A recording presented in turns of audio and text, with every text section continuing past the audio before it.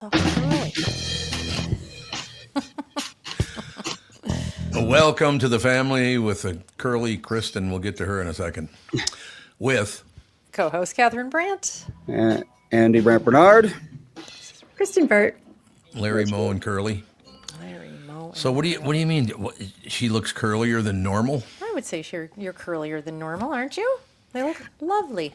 Thank you so much. I have an interview to do in about an hour, so I Told you she was extra curly. curled my hair for a little extra bounce. I wish I could do that. I have no hair skills. Zero. No hair I skills? have no hair skills. You just need to buy a new hair gadget every month or two. If it's clean and dry, I'm bye. There you go. Low and maintenance is gentlemen. better anyway. Kristen Burt Entertainment News brought to you by North American Banking Company. Go to nabanco.com to learn more. Member FDIC, equal housing lender. So, Kristen, do you feel sorry for Catherine and me because we have to go to dinner not once but twice, tonight and tomorrow night, with Nick Swardson? Well, that sounds What a good. penalty. It's a penalty. I haven't That's not- seen Nick in I real cannot life tell in you the last years. time I've seen him.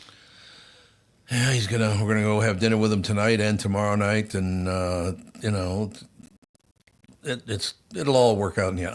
I'm gonna see if he wants to be on. Chad Daniels is gonna be on the show on Friday, and we're gonna see if Nick might want to come on and say hello to him for a couple of minutes or something. We'll see what the deal is. In any case, it's now the Kristen Burt segment. So enough about comedians. All about you. Whatever. No, Yeah, it's all about you. It's all about me. No, kind of interesting news since we're talking podcasts. YouTube is saying people are watching 1 billion active views on podcasts per month. Yep. Per month. Per month. now. That's insane. It is unbelievable. As a matter of fact, a couple of people have reached out about moving this podcast over to their network, and we're talking to them and seeing how that's working out. Because it's I don't know. Well, I went on KFan last week for an hour, and I get literally, I think I mentioned this to you, several 100,000 responses to that. It was just like, my God, it's a whole different world now, isn't it? It is. And I mean, for me, I'm someone who listens to podcasts more than I listen to the radio. So Yeah. it's, podcast viewing, and people take it in so many different forms. Like sometimes I'll catch segments of a podcast on TikTok. Sometimes I'll watch it on YouTube. Sometimes I'll watch it if I'm taking my walk. It's just audio, and that'll keep me going for the next hour. It really is fascinating how our consumption of media has changed so much, even in 5 years. Oh, yeah, there's no question about that. I was going to ask you that. It's interesting that came up because I was going to ask you this a couple of weeks ago and I never got around to it. Local television, how's that doing? Because everything on television now is, right there on the screen. It's Netflix and it's Hulu and it's, Prime, and you go down the list. The local television stations do okay still during the day and for news?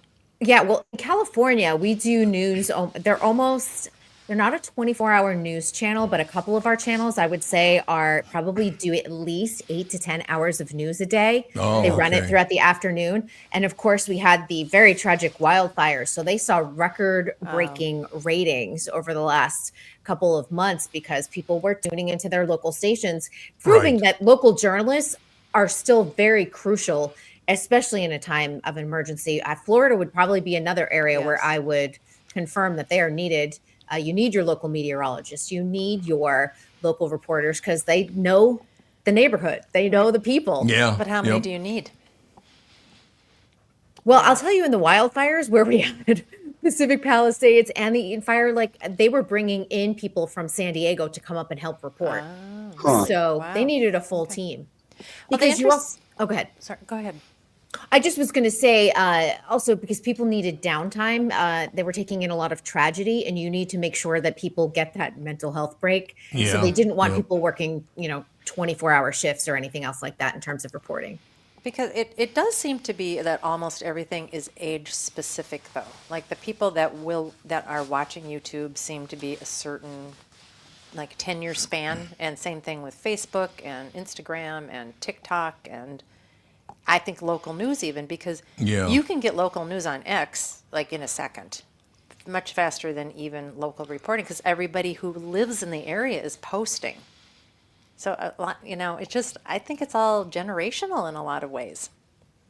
Yeah, I think so. I mean, I think when we had a crisis like that, you did need the local news because so much is not verified on social media, and we were getting, sometimes if you were watching on Twitter or you were hearing something on the ground on Facebook, it wasn't always true. They were saying like, this is what's happening, they're giving things away, or this is burned down, and it wasn't necessarily true. So Right. that's why the verification of your local news was much better and more authentic, and I think that's really where it came out on top. What's interesting about that, and this may be a question for Andy, but when I was 3, 4, 5, 6 years old or whatever, back when local television was a thing, and it's a very small part of the thing now, but before you went to school in the morning, there was Wrangler Steve was on, Wranglers. and then that was Steve Cowboy Cannon. Steve. What's that? Was it Wrangler or was it Cowboy? No, well, it was Wrangler when I was a kid. Then it became Cowboy. But Steve Cannon was Wrangler Steve. He became a legendary afternoon guy on WCCO. Yes, he's no longer with us, unfortunately. But yeah, so before I left for school in the morning, so I was a couple of years older than Ethan is now. But have you heard Ethan's drop yet, Kristen?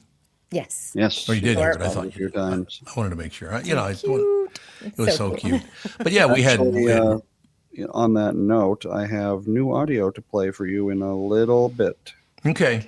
All right.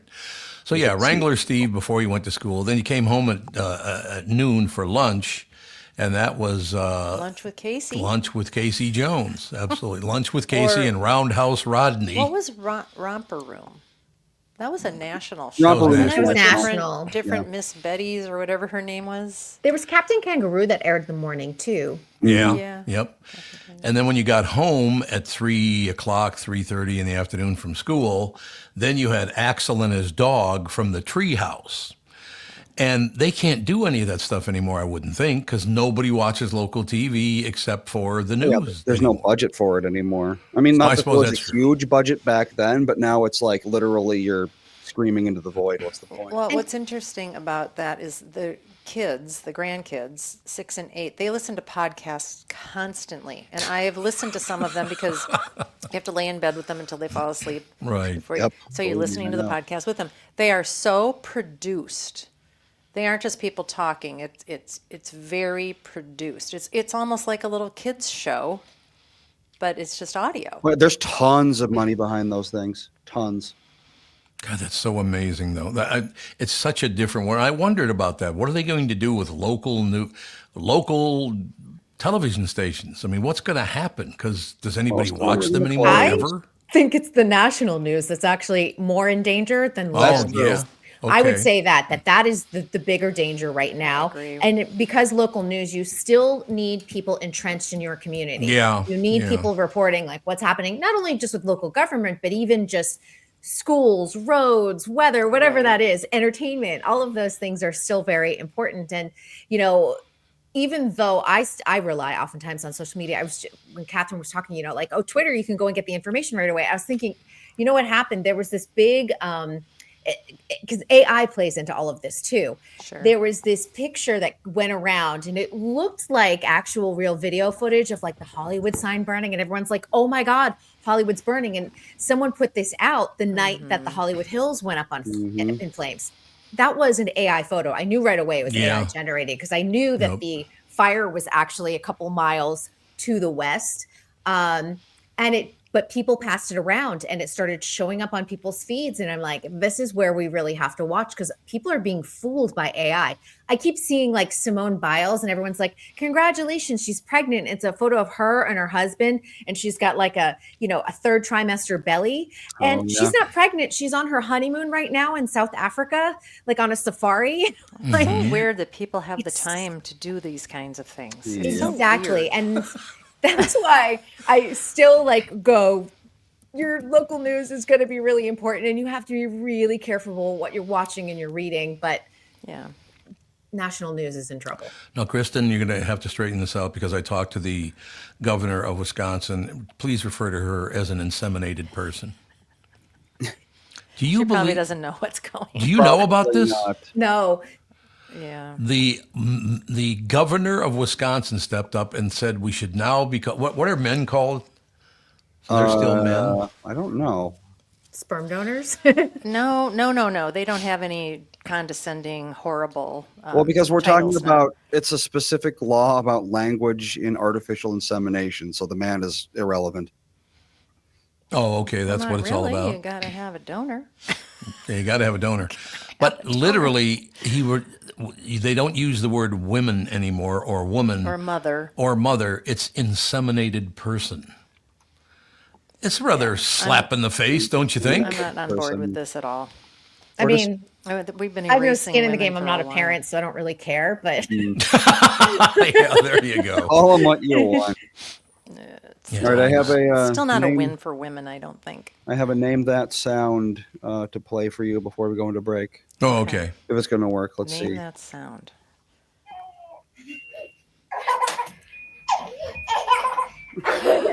Colin's laughing. Colin laughing? Colin's Baby's laughing. first Oh laugh. my God, We baby's got first his laugh. first laugh on camera because Oh, what did he laugh at? Usually it's Ethan something was silly. just throwing like a toy up in the air over and over. And Colin thought that was the funniest thing. And that was the first time he'd ever laughed. I was That's in the sweet. other room, and I love hear it this when babies laughing, laugh.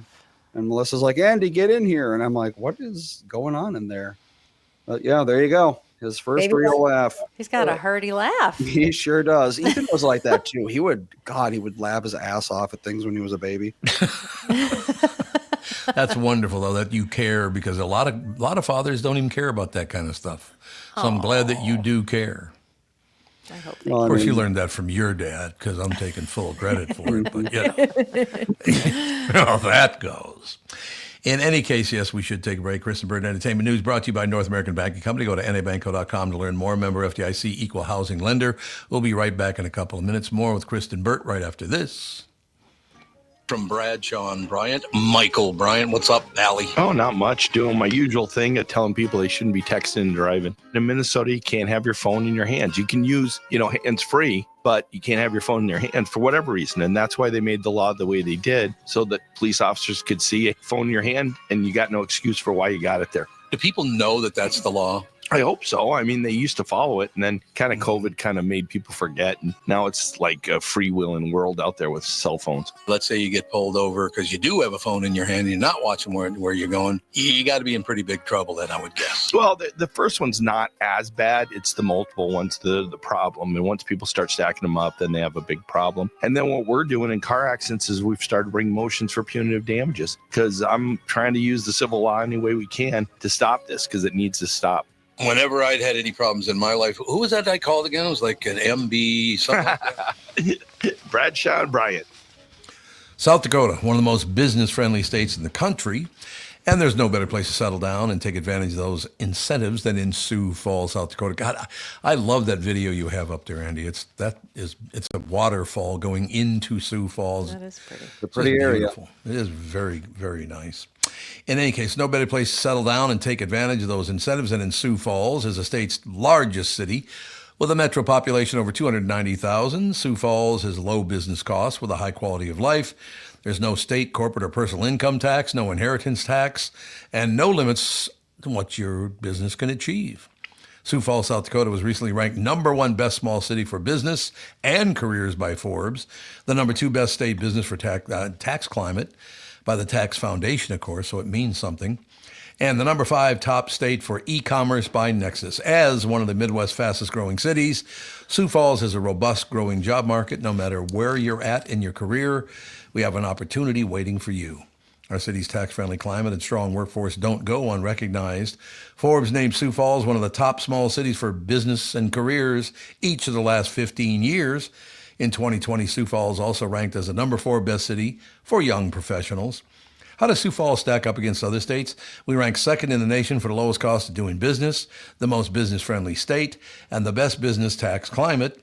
And as South Dakota's biggest city, Sioux Falls is at the center of these benefits. Now is the perfect time to make your move to Sioux Falls. Visit SiouxFallsDevelopment.com.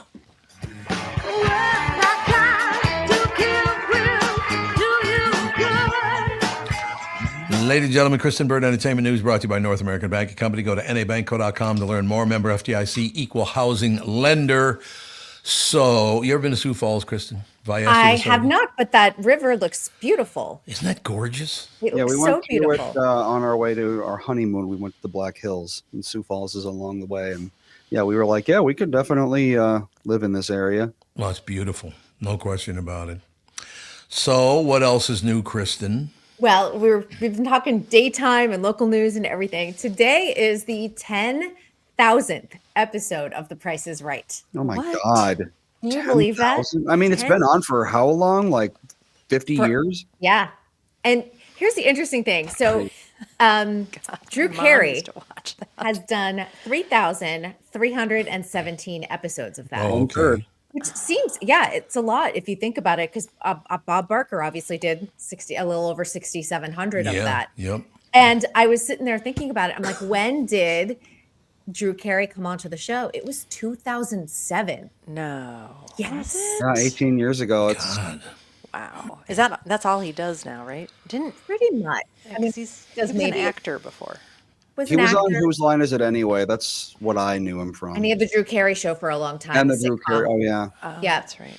But That was a good why show. wouldn't you? You film, a couple days a week. You do your episodes. You make a nice paycheck, and you go home. Yeah, why not? Why not? Who's doing Wheel of Fortune now? Ryan Seacrest. Oh, God. How's it ish. doing? Really well, actually. It yeah? Is it? got bigger ratings than with Pat Sajak, but I think it's something new, something different, and Yeah. new energy to the Younger. show. Yeah. By the way, The Price is Right is giving away $90,000 today in honor of its 10,000th episode. So, 90 grand. That's pretty good. That's decent. Here's the funny thing that you bring that up, how much they're giving away, because there's been a big discussion online of like certain shows like Survivor, which has been giving away $1 million since 2000, saying that's not enough money anymore. Because once you pay the taxes and everything else, it's, Yeah. the amount that you got in 2000 was worth way more than the same amount of $1 million in 2025. And a lot of these streaming networks like Mr. Beast Games, which was on Amazon, very successful show for them, gave away $10 million. $10 million. $10 million. And I look back again because there are these shows of the 50s, the 60s, the 70s, the 80s, 90s, 2000, 2010. They're doing the decades. And it keeps popping into my head every time there's a reference to things like The Price is Right. The average family income in 1950 was $2,900 a year. Wow. Can you imagine? It's just Now you can't even unbelievable. pay 1 month's So rent. what does that work out to? What you bring home a week? Yeah, think about that. $2,900 a Probably year, you said? Well, $2,900 a year. $55 a week. Okay. And that's before taxes, though, isn't it? I don't know. I don't think they were taxed as heavily, at least back then. Well, it's gone all over the place, actually. Let's see, 1950, the average family income was $3,300, actually. Okay, so They they were lied on rolling in TV. it. They were very amazing. wealthy at the time. That'd be Sure. $63 a week. Wow. But yes, I believe that might be pre-tax. So, Oh, I remember when people Yeah. would make 5 figures, they were happy. Oh, God, yes. I mean, and think about that. And you had usually just one person in the household working Yep. on average, too. You were able to comfortably live off of that. Yeah, they ran. Not anymore. I haven't sat down and watched the episodes and all that stuff, but literally a dozen eggs was like 15 cents. A loaf of bread was 5 cents. But- Like, God. $3,300 in today's money is only $35,000. So actually, they weren't making nearly as much as we do today. Well, we didn't have the inflation rates and all Right. that other stuff. Yeah. Well, it was also just out of World War II. Yeah, that's true. We had basically just expended all of the country's resources on World War II. So, Yeah, you good know, point. And some people would just have like a 1-car household. It wasn't the 2-car household. We didn't Yeah. have the toys that we have now, the electronics, oh God, yeah. all That's the the thing. streaming It's like services. people are always like, oh, I wish we could go back to, when houses cost, a nickel or whatever. It's like, well, okay, tear out your HVAC, Yeah. tear out most of your, your phone lines probably, tear out the internet. You should probably lower the size of your house by about half. You Yeah, know, people live if you're willing smaller. to live like it's 1950, you can pay 1950s prices. It just no one actually really wants that. Not in LA. You couldn't. Oh God. Even out here, I mean, we looked at houses without municipal sewer, and even them, they're big houses. You know, they've got up to date wiring and everything. Nothing is like it was in the 1950s, and the reason 1950s houses were so cheap is because they were pretty crappy. Well, But I there would is that. say to counter that, though, if you go to New England, the homes were actually rather large and built in the 1600s. But they're built, I mean, they're still standing. Those things are Well, solid. yeah, that's the thing about. Well, it's like you go to England or whatever, you can find houses from like the medieval era still Yeah, standing. yeah. Absolutely. Like these just like shacks in the middle of nowhere made of brick they've been there for 1,000 years. Or we call it California construction now. You know, you can live in it for maybe like a generation, and then you just need to knock it down and rebuild it on the land. That's how Oh, they do really? things in so Japan too. wasteful. It's very wasteful in my Yeah. opinion. Terrible. Well, in Japan they do it because they've got tsunamis and they got earthquakes and they got fires, that sort of thing. So they're like, if the whole country is going to get destroyed by nature every 50 years, why not just make houses cheap? And so that's what they do. Their houses are very cheap, but they also tear them down in no time at all. There you have it. Now I have to ask a question because I don't know what this means, to tell you the truth. So, Catherine, when I first met you walking into my attorney's office and you were sitting behind the desk, did I flirt with you? I don't remember. Well, I don't remember flirting with you. I don't even know what flirting is. The reason I'm asking is there's a headline today, a national Not headline. a flirty guy. No, I'm not a flirty guy. That's very true. That's a very good point. No. Is flirting cheating? Okay, Kristen, you need to jump in on this one too. Is flirting cheating? If it's just a passing like joke or whatever, and everyone's okay with it, that's fine. I think people start to, but if it's when they start calling the person like their work wife or their work husband, Yeah, and they start going to lunches, Super and then they start weird. going to lunches alone, and you start getting into the emotional affair. yeah, I think that it's a very slippery slope. Let's put it that way. yeah. I agree. Yeah, I just thought on it flirting. I didn't even know what flirt. Say, that's a rather nice outfit you Well, have. I mean, Is that babies flirting? flirt. I mean, flirting is not, Yeah, nothing. That's true. Yeah. Ethan was very much like that for a He while. was super flirty. He did Oh, he was flirty? like the shoulder turn Yeah. around head thing. Yeah. Bat the eyelashes. Yeah, they're Yeah. just, I don't know what that's all about, but they do it. Looking back, since I wasn't a big flirter, I don't even know how to flirt or whatever. How did you and I end up getting together then? Well, a woman can tell. A woman can tell You were that giving I was cues. attracted to you. What were Tom's cues that you knew that he was kind of digging you? Yeah. Oh, I like this. Well, he likes to joke with people that he wants to like. That's talk true. To. Yeah, that's He likes true. to joke and mess around and say incredibly inappropriate things. Did he call you a booze hound and a commie? Yeah, exactly, that kind of stuff. Yes, you're a You're like booze hound. you were sort of like the first grade boy that wanted your attention and didn't know how to Your do it, so he pigtails? like swallowed dirt, to make sure. Did I swallow dirt when I met you? I didn't. Something like remember that, That's what I'm I don't saying. remember that. Pigtails in the inkwell. They was Yeah. supposed to say, yeah. Yep. By the way, let me say this before we move on. It's a good thing that she picked it up as flirting, 'cause even though I didn't. Oh, there's L.A. Nick popping on with us. There he is. But I asked her out to dinner one time. It was, the second or third time that I met you? Something like that. Something like that. Something like that. So I'm waiting at the hotel to take her to dinner, and I'm waiting in one, and she walked in a different door, and I saw her walking away from me. She didn't walk toward me. She I didn't didn't see know where me. the restaurant was. She didn't know where the restaurant was. So I looked down and I said, good God, we better have some. She weighed about 4 pounds. God, you were thin. I was. You were really, it's like this girl needs some food. It wasn't for lack of eating either. I wasn't. I always God, remember ate. when I was a teenager, how much I ate and how just like rail thin I Yeah. was? Yep. Yep. But you got that from your mother. Yeah, There's My no brother question was about like it. that too. Metabolism. It looks like my mother never fed him, and he was eating probably Yep. 6 to 8 meals a day. Oh yeah, I Really? was constantly eating, and it wasn't like low calorie stuff. I was eating like zebra cakes and just like Garbage. I was just eating like Garbage boxes of uncooked pasta because I was just like, I need food now. This is SpaghettiOs ravenous. was my brother's go-to. Oh, Like God, we I would had eat so the many full spaghettios. dinner. He would have seconds, and then he'd be like, "I'm still hungry," and my mom would just like throw him a can of SpaghettiOs Oh, God. You know, you guys after just his nutritious meal. you committed a felony in my old neighborhood. If in front of my old Italian neighbors you mentioned SpaghettiOs, they wouldn't talk to you ever again. Chef And you Boyardee did was just in front of Italian. LA It's Nick. pretty vile. I've never had them. You've never had SpaghettiOs? Nope. Well, you're not missing anything. They're dreadfully bad. Terrible. I think I now love they'd be them, but- terrible, but as a kid, they're good. Yep.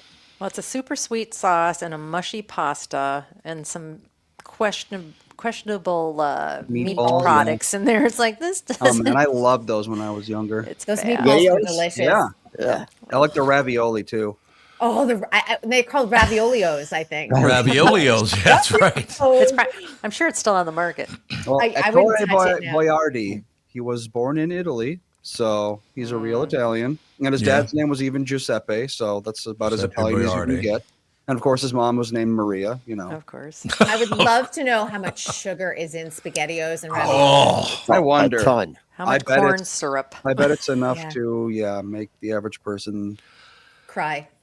wince. no question about it. I'm glad that LA is here because Chris and I don't think I mentioned this to you because you're talking about, when you were a kid, when I was a kid and everybody's whatever, that there's certain people weren't allowed in certain neighborhoods and blah, blah, blah. Because I grew up in a Catholic, Jewish, and black neighborhood. That's North Minneapolis. I grew up, right? But this is for LA Nick specifically.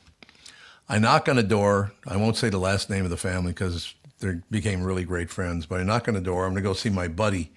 And his dad answers. He goes, "What do you want?" Well, I said, "I just came over to see blah, blah, blah." And he goes, "Yeah, well, you can't come in." I said, "What do you mean I can't come in?" He goes, "You're not the right kind of guy." I said, "I'm Catholic." And he goes, "Yeah, but you're not Italian."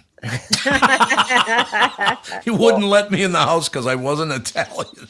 In South Philly, they wouldn't let you on the block. Oh, absolutely. There's no question about it. It was just, so it wasn't enough to be a white guy. It wasn't enough to be a Catholic guy. I had to be an Italian Catholic white guy.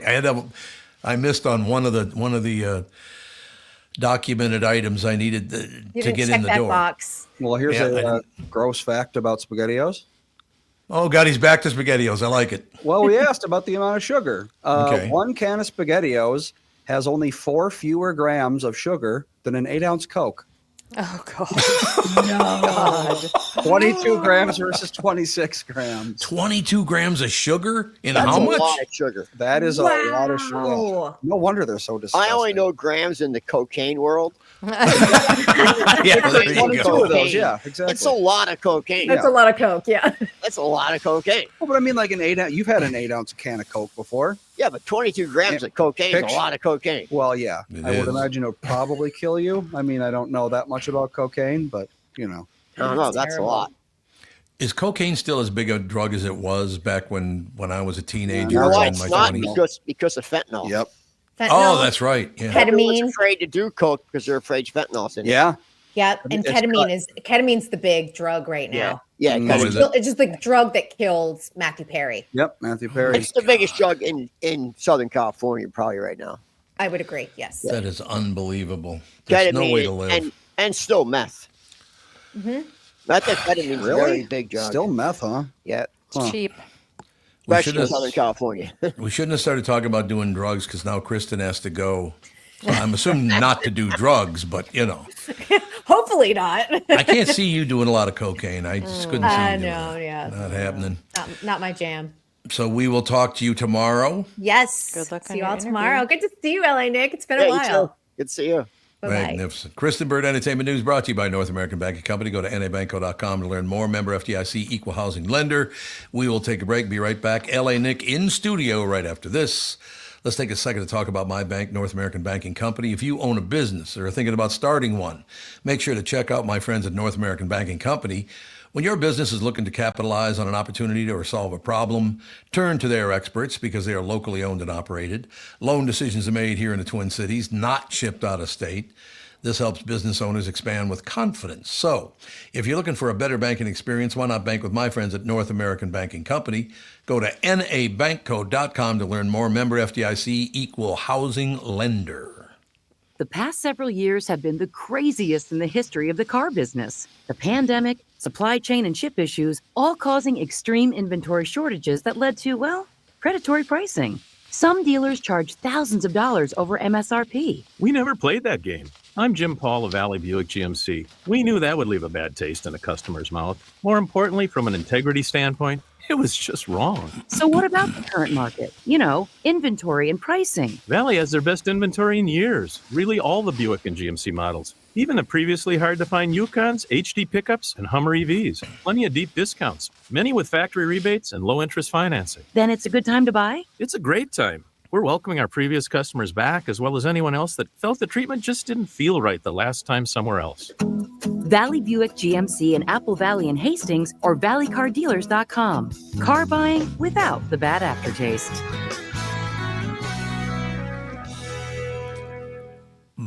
Yeah, baby.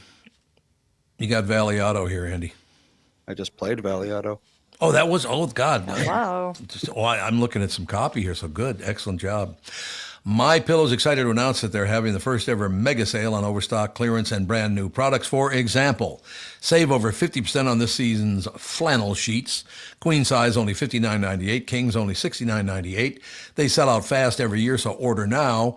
Save 30% on their brand new My Crosses. They're designed in the likeness of one of Mike's worn every day for over 20 years. They come in men's and women's, and they're made right here in the USA, which is a great thing.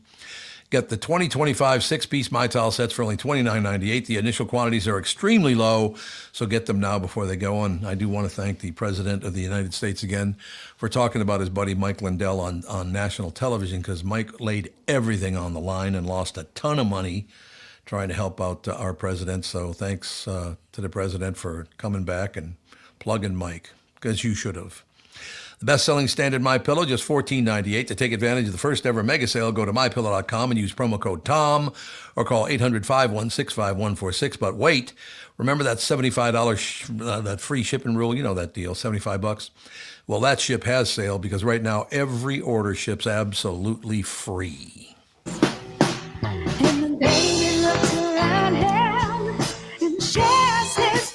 We are back, ladies and gentlemen. L.A. Nick in studio. When's the last time you were in studio? It's been a while. I don't even remember. It's been a very long time. Couple of years, Yeah, maybe? it's I've had long like time. 3 lives since I've been here. 3 lives? Oh yeah. What have you been God. up to? You know what? Been traveling a lot. I went to. I've been hanging out with Barry from Storage Wars, the show Storage Wars. Mm-hmm. And me and Barry went to Europe and went to a bunch of MotoGP races, and I took him to Pesaro, to where I go, and just kind of been living the American dream in other countries. Well, see, that's good. I mean, you love to travel anyway, do you not? I do. I like to keep active. But don't you also travel to look at motorcycles in every country you're in? I do. That's what I do for a living. That's The what I motorcycle thought. world. Yep, I'm constantly making new motorcycle content. You can check it out. Just Google L.A.Nik and just hit videos. You can watch them all day. But yeah, I've been it's been an interesting ride. I've been going to a lot of big events, and it's funny being in another country like Italy or Germany and walking through a motorcycle show and people going, "Oh, I watch all your videos." So it's kind of cool. That is nice. Yeah, it's cool. So it's working out magnificently for you. Yeah, me and Barry, we met at a motorcycle auction in Vegas a couple years back, and we just instantly hit it off, and just I don't know, just bonded, made a quick friendship, and just we're both at the same place in life where we have the money, we can go do things, and we don't have any kids, and we don't have anything holding us back to go do crazy adventures. So. You know, it's interesting. You and I became friends several years ago, and the one thing we really do have in common, we're not good at working for other people. You're not, and I'm not good at working for other people. I would never, even though I worked at KQ for 37 years, it was a rough ride those last 7 years because I'm like, oh my God, would you shut up? You worked with KQ. Yeah, that's true. I did not work for them. I worked with them. Oh God.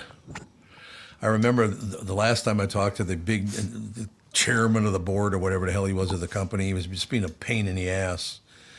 And he made some comment, and I said to him, I got to tell you something. I doubt very much if you were sitting here across from me, you'd say that to me. And I guess he got really offended by that because it was probably true. You deal with that, don't you? Not so much anymore. I've kind of made my own lane. So good. Well, that's a good thing. I'm glad to hear that. How many motorcycles do you think because you send me pictures once in a while, and there are thousands of motorcycles in some of those pictures. Yeah. How many different kinds of motorcycles are there, first of all? Oh, it's uncountable. It is uncountable. It's uncountable.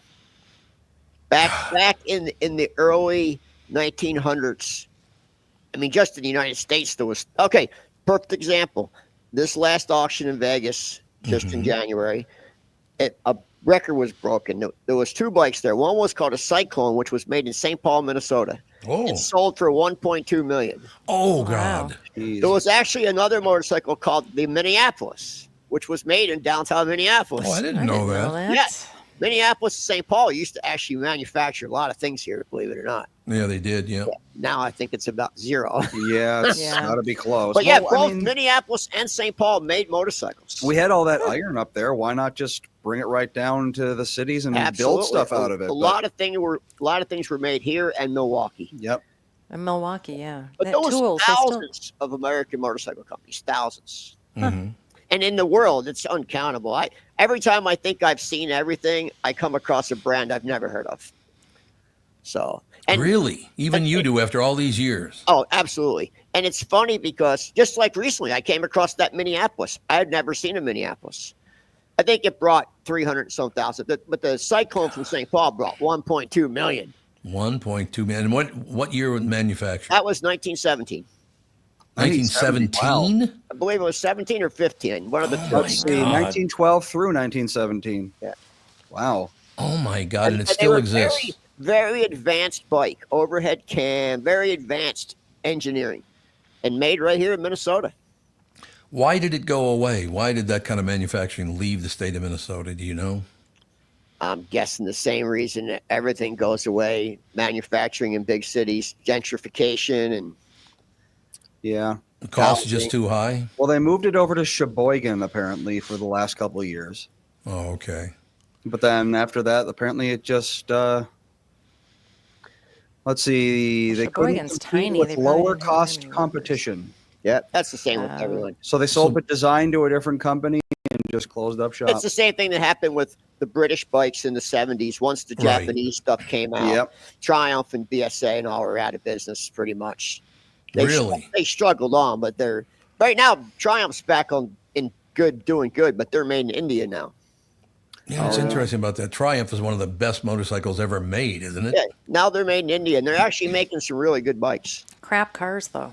Crap cars. They make cars. Oh yeah, Triumph TR6, TR7, Triumph Spitfire. Spitfires were terrible cars. Actually, you know what? I had a Spitfire that wasn't terrible. Really? Yeah, I They're had so one that cute. wasn't terrible. They're so cute, but they break down. Yeah, I had. Oh, those are those like in 80s British TV shows you see. Yeah, the TR7 and TR6. Yeah. I had a Spitfire in LA that was actually a good car. Huh. So you Seemed like they just rattled apart. Get a good one. You know what's amazing about that? And Catherine and I just happened to notice this, was it yesterday or 2 days ago, something like that.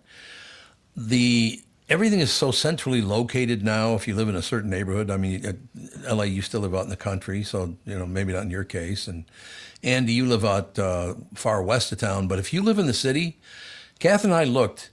Our 2 cars have, I believe, like 12,000 miles on one and 15,000 miles on the other. Yep. That used to be like in 6 months back in the day. When I lived in Minneapolis, I sold my Jeep Renegade. It had like, I don't even know if it had 10,000 miles on it, and I had that for years. Yeah, when everything's 3 minutes from your house, you don't need to put. Well, it's funny. A lot of collectors there's a lot of buyers for big collectors in Minnesota. They actually send them here from the UK and other countries because there's so many motorcycles here that with low mileage that are old because we have such long winters. People put the bike in their garage. Right. Gas goes bad, and then the next year the bike doesn't run, so it just sits in the garage. So there's a lot of 70s and 60s bikes here with no mileage. Really? And, yeah, a lot. And there's multiple companies that come here, have people here just buying for them, and they send them all to the UK and to Europe. Like hundreds a month. Really? Yeah, all just out of this area, right where we are. That's amazing. I wouldn't even think. Do you have one motorcycle you think is the greatest of all time? I mean, no. I don't think there's a perfect bike. That's why. Okay. That's why people like me that collect, and the whole scene's changing. It's now becoming corporate art for these big companies. Yeah. Like the person who probably bought that Cyclone is probably going to sit in some office building or someone's mansion for $1.2 million. They're never going to ride it. So that's changing, and there's a generational tide happening right now. So everything that I liked as a kid is probably going to start going down in price because people like me are getting too old to kickstart because they're kickstart only. So they're not going to kickstart them anymore. Young kids don't want to. No. They're not going to mess with that. If it doesn't have a magic start button, they're not touching it. Yeah. So, and there's less and less people that will service them and work on them. So I think it's eventually just going to go to the real rich collectors, and I think the industry will slowly drop down, like toy trains. Remember, toy trains were valuable. Yep. And now you can't give a set of toy trains away. Really? Yeah, that generation died. They're no longer with us. Are they doing EV bikes? Oh, absolutely. How long? I just came from the Moto Expo in Vegas, and that was probably the biggest displays there were brands selling electric bikes.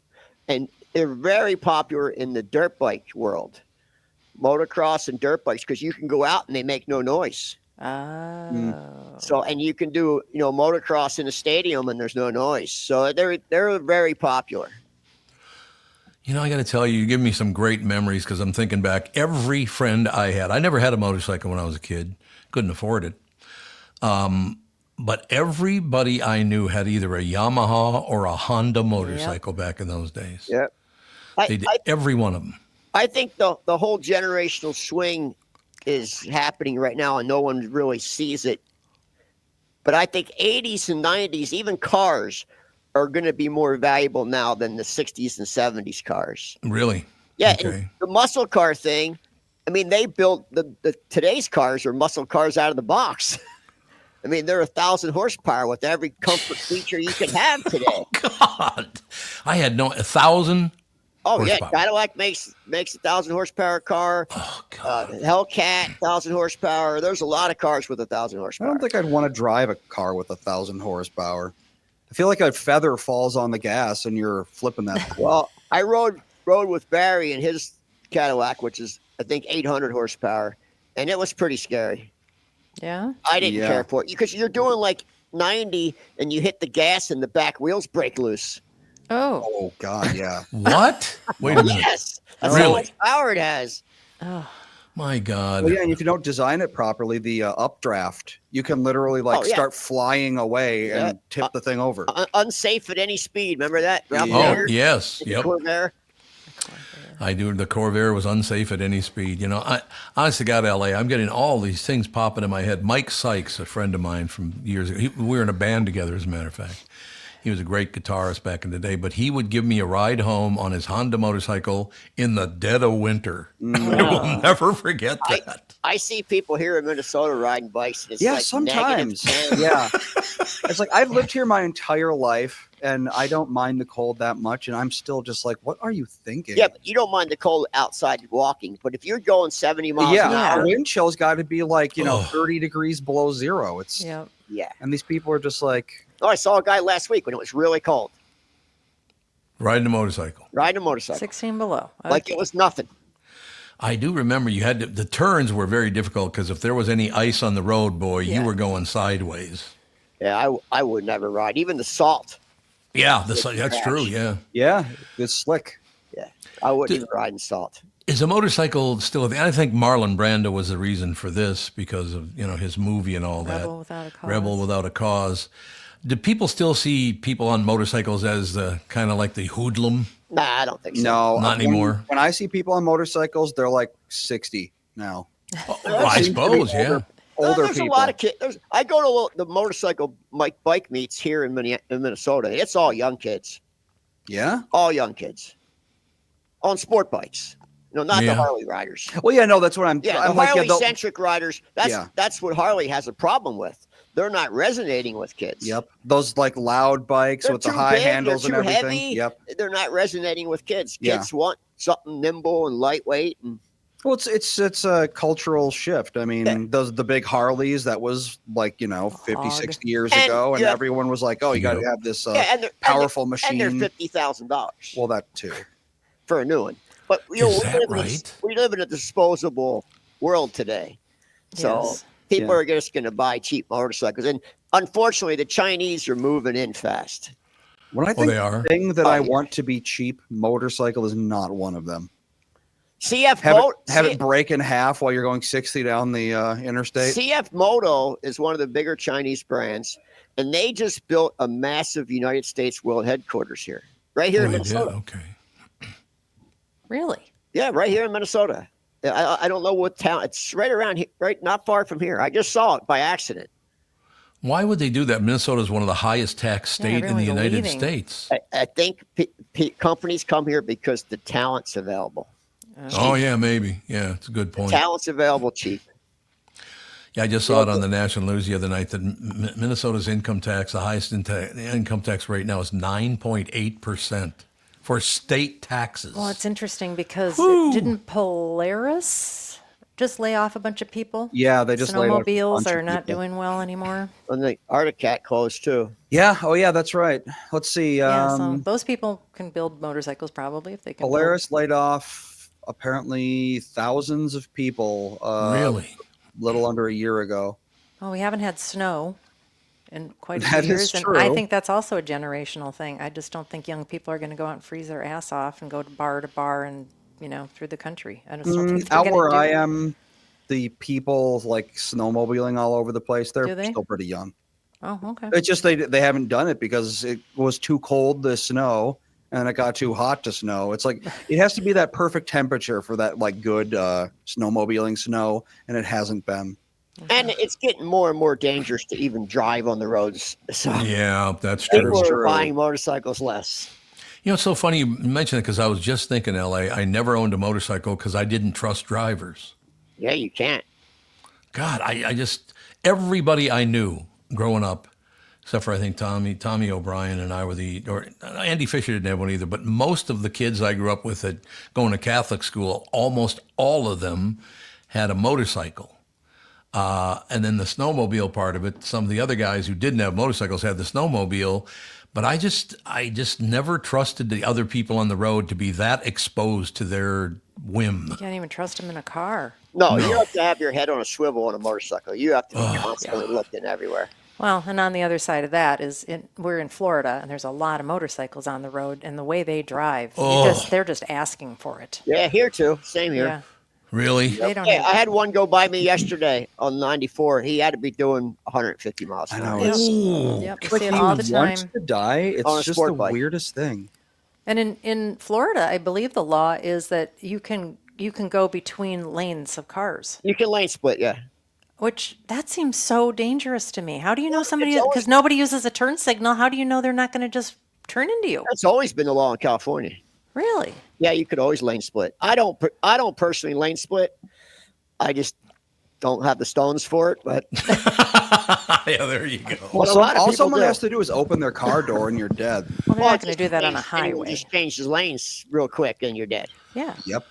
Yeah, Catherine already mentioned this, L.A., but do you think that Rebel Without a Cause really kicked motorcycle sales into high gear? Absolutely. Oh, no question about it. It seems like it. Yeah, Andy, you think the same thing? Well, I mean, if I think about it, motorcycles in movies, it's just not a thing for Anymore. my age. No. Like No. you go back 30 years, 40 True. years even, like motorcycles, going down the highway on a motorcycle, it's just not something No, that Peter. characters do Well, in even movies. in our motorcycle height in the United States, we don't think we've ever even hit a 5% population of motorcycle riders. No, really. No. you have other countries like Indonesia, South Korea, Vietnam that are 98%. Yeah. So we're not. Well, depending on your definition of a motorcycle. Yeah, we're not a motorcycle country though. We're not. Even Italy now is down to like 7% or something. 7? Wow. Yeah. That's surprising. Yeah. Huh. So it's dropping, but the Southeast Asian countries are like in the 90s. Argentina is very high. Okay. So it's all about, economics, money. Why don't we take a quick break? Be back in 1 minute right after this. More with L.A. Nick. I love talking about this stuff because it reminds me so much of being a teenager and all my literally. Yeah, the good old days. Andy, and our son Andy's named after Andy Fisher. Tommy O'Brien and I think we're the only kids in my neighborhood who didn't have. Well, they were called a motor scooter then because they were not that big a deal. But then Yamaha and Honda came across, and then the motorcycles got a lot bigger. I do remember that. We'll be right back to talk more about this. Does thinking about retirement make you uncomfortable? Sometimes the anxiety from wondering if you've saved enough, it can be overwhelming. But what if I told you you could ease those tensions in just 48 minutes? My guy, Josh Arnold, Mr. Money Talk, can sit down with you and get you on the right track for your financial future. It's very, very important, obviously. Josh has navigated it all when it comes to uncertain market and economic conditions, and he'll always provide straight talk, never sugar-coated advice on how to reach the finish line with your retirement goals. Don't let your financial worries give you an ulcer or keep you from calling Josh right now. It's a smart move. His 48-minute no-obligation consultation could be just what you need to feel better about your future. That's very important. Call Josh today, 952-925-5608. Set up your free 48-minute no-obligation consultation. That's 952-925-5608. Investment services offered by Josh Arnold, Investment Consultant, LLC Security Investment Advisor. Past performance, no guarantee of future results. All investments involve risk. All comments and opinions of Josh Arnold do not constitute investment advice, and I am a paid endorser.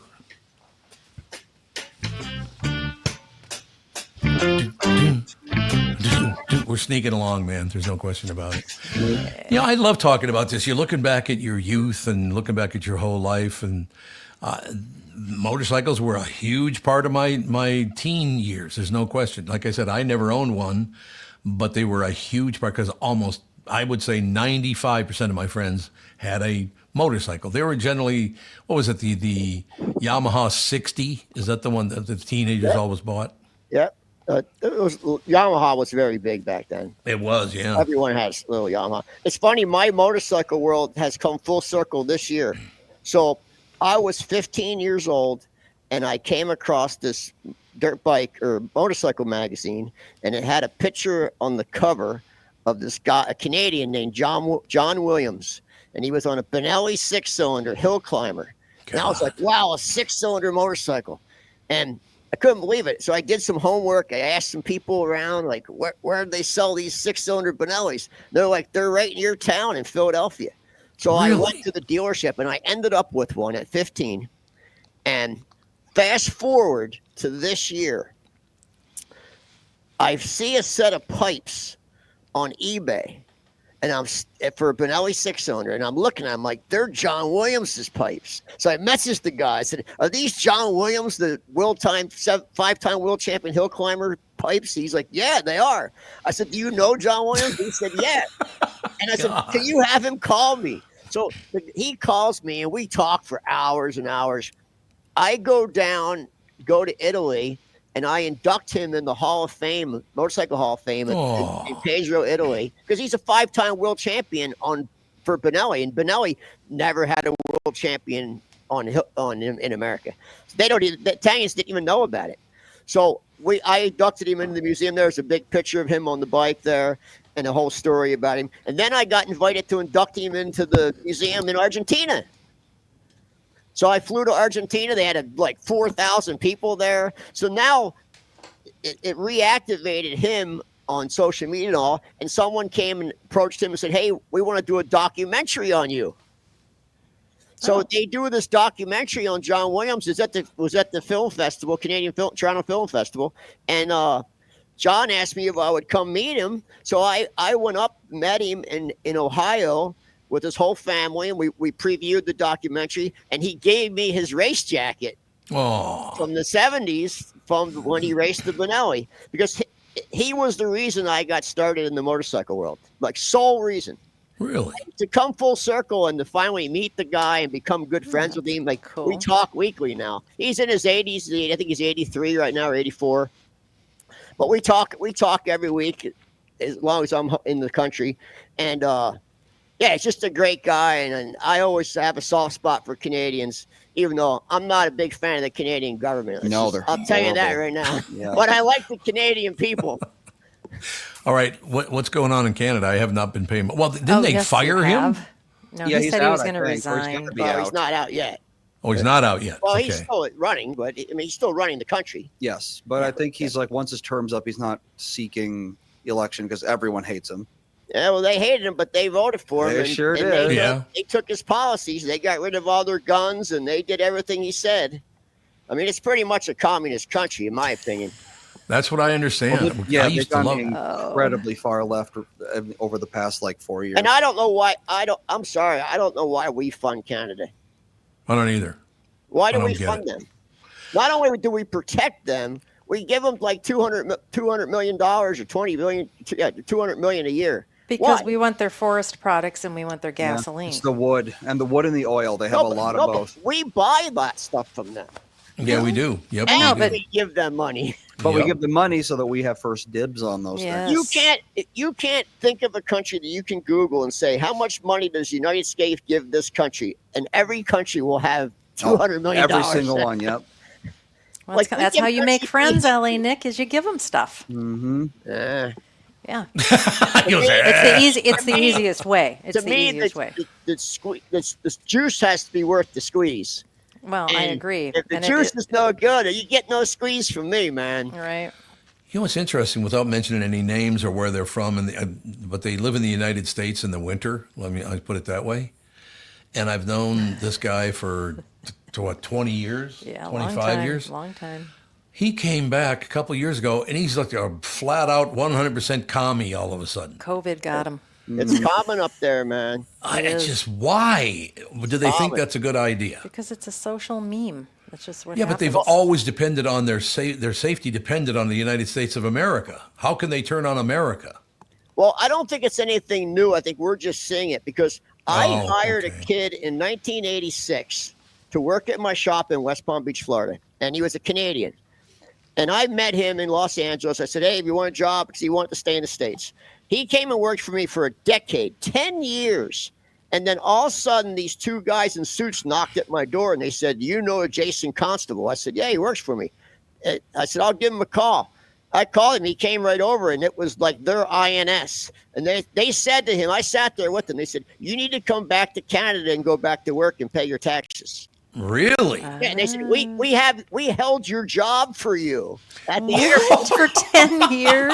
years. Now this poor guy now works at the Toronto airport still. 20-some years later. To pay off his taxes? No, just to pay. They want you to work and pay taxes. Yeah. Jeez. Not pay off his taxes, Oh. just work and pay taxes.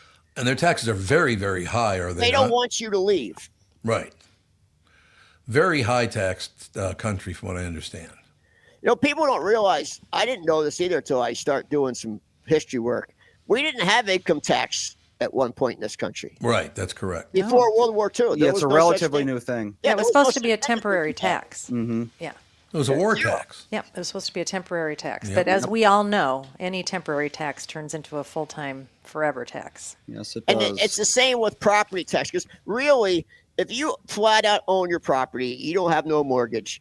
You still don't own your property because if you don't pay your taxes, they take it from Yeah, you. you're renting Yep. it from the government. Yeah, you're renting it from the government. Ron DeSantis down here in Florida is his new proposal is to get rid of property taxes. I don't think anyone should pay property taxes. I don't think because so it's either. your property. It's your property. You paid for it. Why do I have to pay you taxes? It's also one thing when you had property tax, but it was assessed on a very small value of your home. And it went to the schools and it went to roads. Now you don't know where anything's going anymore. Right. And now a lot of times they're assessing the tax or appraising the tax on full value plus, plus, plus. So somebody that's lived in their home for 30, 40 years, they bought their house for $100,000. Now all of a sudden they have to pay $700,000 in tax wise, and they're getting seniors out of their houses. They can't even afford to live they're there. taxing them out. They are, and it's just absolutely terrible. obscene that they can do that. They should not be allowed to do it. I asked too because I saw how much money I pay that goes to the Rogers High School. Yeah, And they're building like a $4 million indoor hockey rink there right now. sure. Remember where the mini golf was? Yep. The school bought that, Ah, and they're building a stadium for hockey. okay. And I said, well, I don't have any kids. I mean, I'm not using anything there. Can I come shoot hoops in the gym? No. I know, but Nick, it is to everybody's benefit to have an educated population. I agree. But now that nobody can read or do math, what are we doing with all this money? Once again, I can come use the gym on a Saturday. well, you should be able to, really. Oh, no, you can't. Why not? No way. Well, speaking of money and people who can do math, we have Josh Arnold on the phone. Oh, now this ought to be interesting. L.A. Nick and Josh Arnold talking to one another. This got to be a first, isn't it? We've been on the show before together. Yeah. Oh, yeah. I think Okay. once. Who is this on the show with me? L.A. LA Nick. L.A. Nick. L.A. Nick? Yeah, we were on the show. Mr. Motorcycle. Yes, Yes. exactly. Exactly. Ladies and He's gentlemen. around the world, promoting his bikes. Mm-hmm. He has a tremendous travel log. Travelog's getting pretty intense. It Are sounds there like any it. countries you haven't been to? Oh, tons of them. Oh, yeah? Yeah. Ladies and gentlemen, today's show brought to you by Mr. Money Talk, Josh Arnold. Call Josh today for your free 48-minute evaluation at 952-925-5608. I just want to sit back and shut up and listen to L.A. Nick and Josh Arnold talk about things. This ought to be interesting. I'm waiting for I need a good stock tip right now. I got some extra cash. Ah, there you go. You need a good stock tip? Yep. Well, we're not real good with stock tips because any tip that you might get, if it goes down, it's curse Josh. Well, everything's going down. If the stock tip goes up, it's what a great pick that I had. So Quantum chips. That's my advice. Quantum. So it doesn't computing. go anyplace. And if I were to talk about tips, there's also TIPS, which is Treasury Inflation Protected Securities, which is another type of government bond, which I do not recommend. So I'm not going to give you a tip to put money into bonds. I'm not going to give you a tip to go buy options, but I could give you a tip to make sure you have some money invested either directly or indirectly in companies that are involved in artificial intelligence. That's what I just said. Now, I realize that all of you are artificially intelligent or Something. but any company right now that's involved in artificial intelligence and particularly developing artificial intelligence or utilizing it in some fashion, to me, makes a lot of sense. So that would include some of the larger companies that are listed as mega, I'll say the Mega 7. And that's not Make America Great Again, but these companies definitely are American and they are great. But we could say Mag 7. So you've got Apple, Amazon, Alphabet, also known as Google. You have Meta, which is part of Facebook and Instagram and Reels. You've got NVIDIA, which reports earnings tonight. And there's a lot of, we'll say, speculation around NVIDIA's earnings. They are the leader in high-performance graphic processing chips that have been put together for, I'll say, in data centers and put together in other forms of compute to be a backbone, we'll say, of generative artificial intelligence. Big questions are going to come up in terms of how long the lead times are to get the new chip coming from NVIDIA called the Blackwell, and what has been the impact, or what could be the impact, of the Chinese company DeepSeek, which, when it was announced, hurt NVIDIA's shares significantly. So NVIDIA's shares have came back to about 133 bucks. On the earnings call tonight, there'll be a lot of, we'll say, speculation, and they definitely have got to not only beat all the estimates, they really have to come out with some strong guidance to get the stock to move upwards. And there are people who say that NVIDIA holds the key to the market. Now, I'm not so sure NVIDIA holds the key to the market because right now the market has been on pins and needles about the impact of Trump's tariffs, or the potential impact of Trump's tariffs, most of which have not yet been imposed. They've just been talked about. So the tariffs that are out there are the tariffs that have existed from Trump's first term and from Biden's term. Biden, by the way, did not cut any of Trump's tariffs, just increased them. So this is an issue that the market is concerned with, and the market is also concerned with how the Federal Reserve is going to react in terms of their interest rate policy on the tariffs themselves. And this has created a little bit of uncertainty among a lot of corporate executives.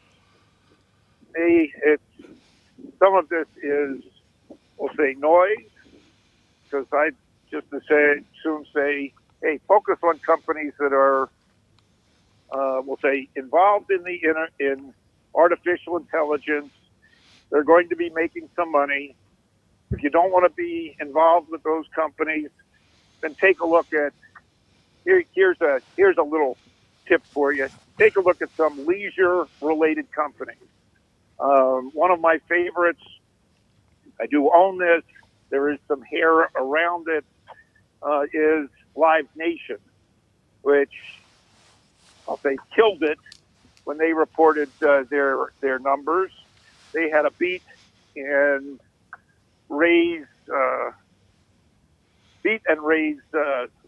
report. So they did say that this coming quarter could be a little dicey due to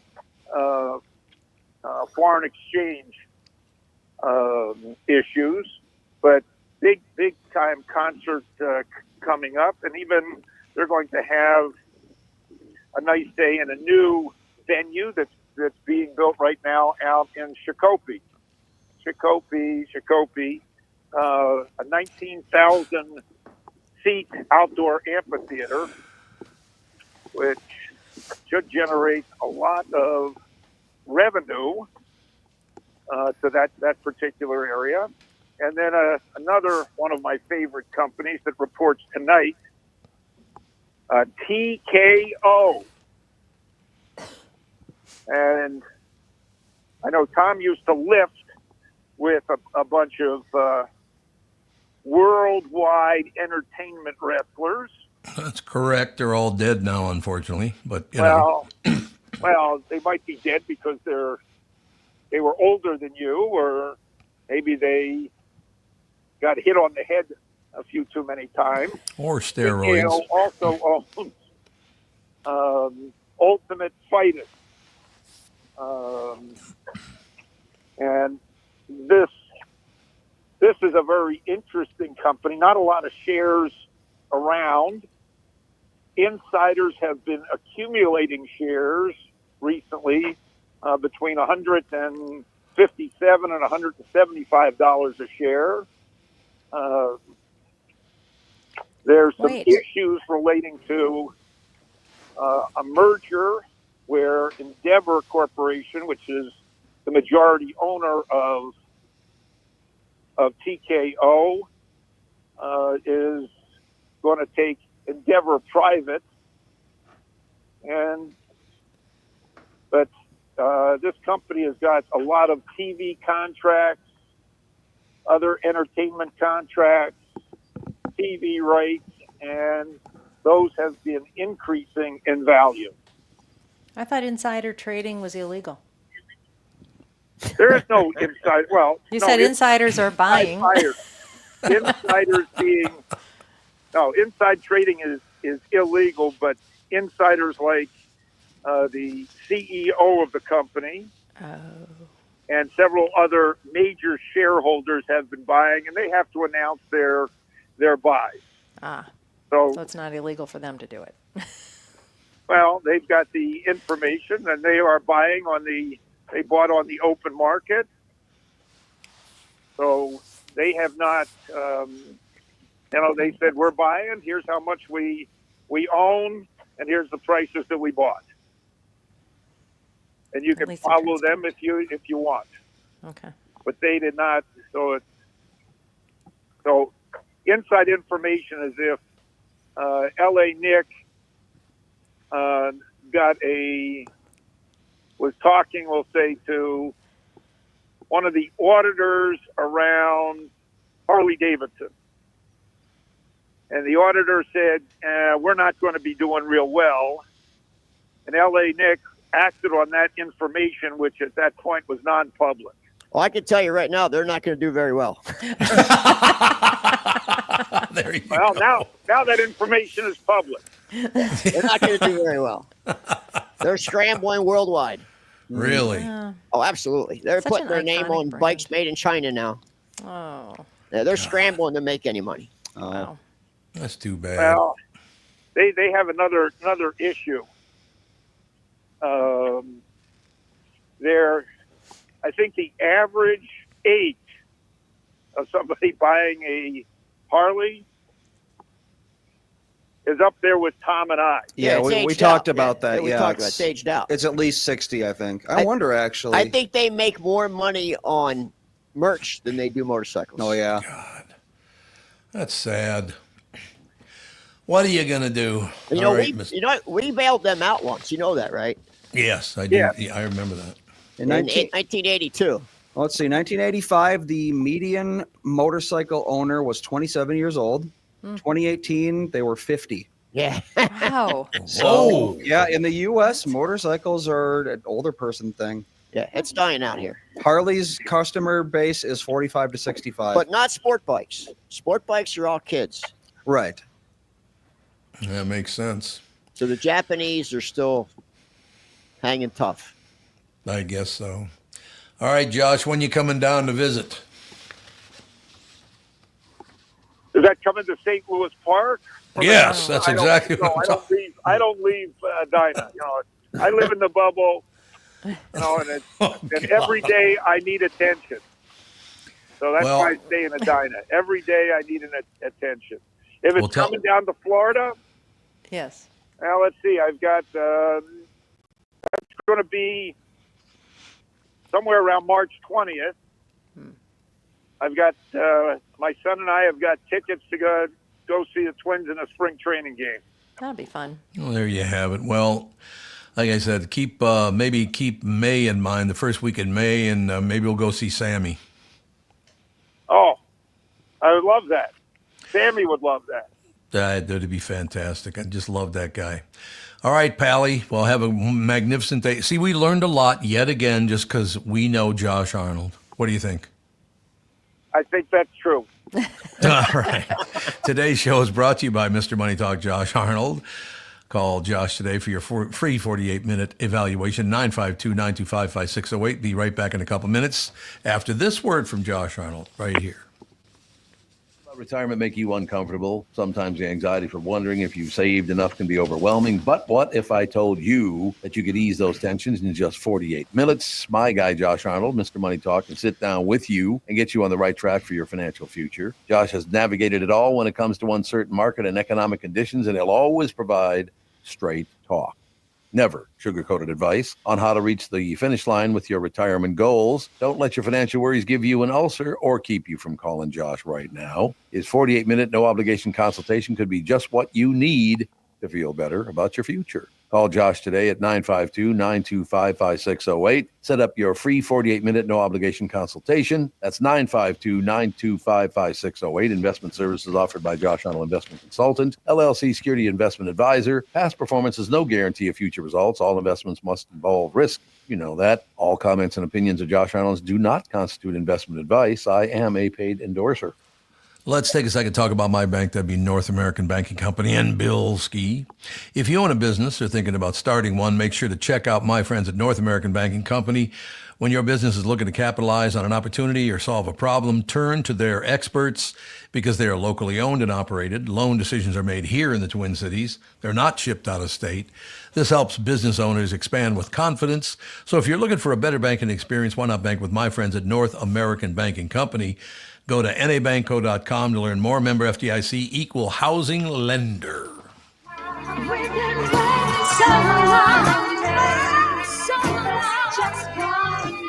So, ladies and gentlemen, Catherine and I tonight are having dinner with Nick Swardson and his fiancée. So what do you think of that action? Things will really slow down once we get to dinner with Nick. We got L.A. Nick. No, now we're going with Nick Swardson. We got Nick and Nick. Now we're talking. How is Nick doing? He's doing really, really well. Seems like he's in a really good mood. Is he playing the big auditorium? I don't know. I thought you looked it up. I was working on that and something shiny flew by. And I got distracted. Yeah, he's at the Kravis Center. What is it, tonight and tomorrow night? Or tomorrow night and Friday night? I don't know. Hey, Kravis Center is a huge arena. That's a big venue. Let's see, Kravis Center calendar. Let's take a look. Andy can see. Andy can find out. He might be working on an act and be doing the smaller. Sometimes they do that. I don't know what he's doing. Yeah, that's true. We'll find out tonight. February 28th through the 2nd. Yeah. So, so it's 28th. That's Friday, Saturday. Friday, Sunday. Saturday, and Sunday. Friday, Saturday, Sunday. 3 shows. And is he in the big auditorium? Helen K. Pearson Hall, wherever that is. I don't think that's the big one. No. K. Pearson Hall. The smaller one. That's still good. I think we saw something there. Well, we saw. Oh, you mean the big one or the small one? The small one.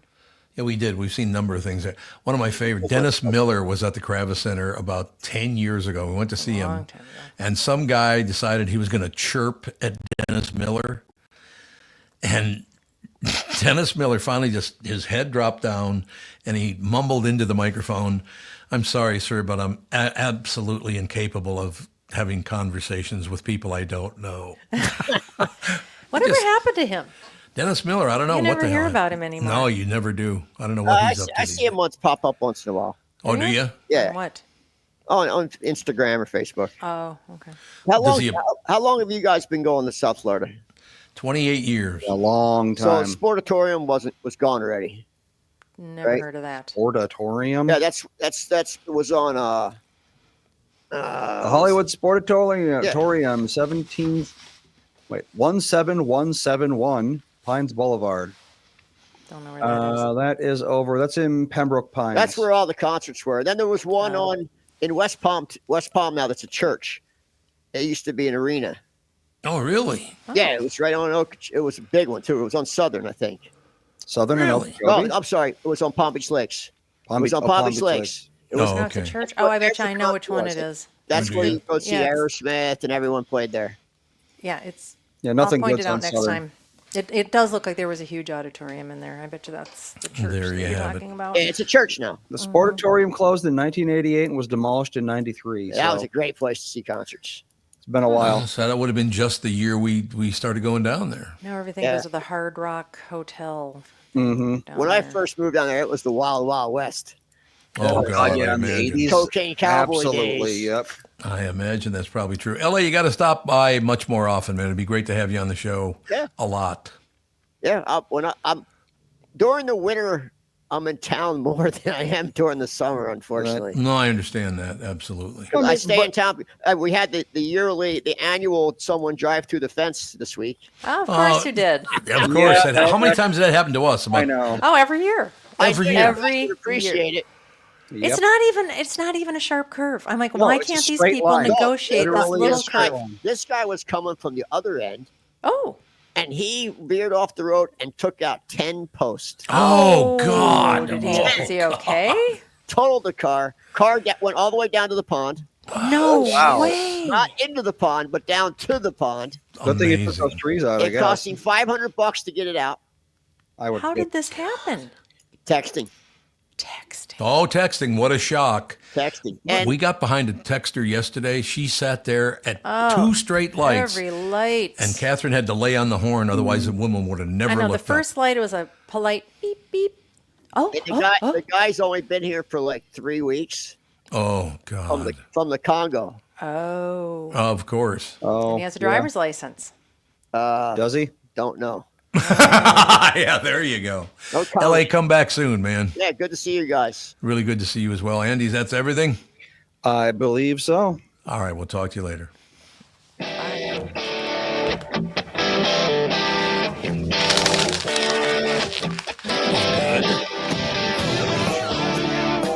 Log out.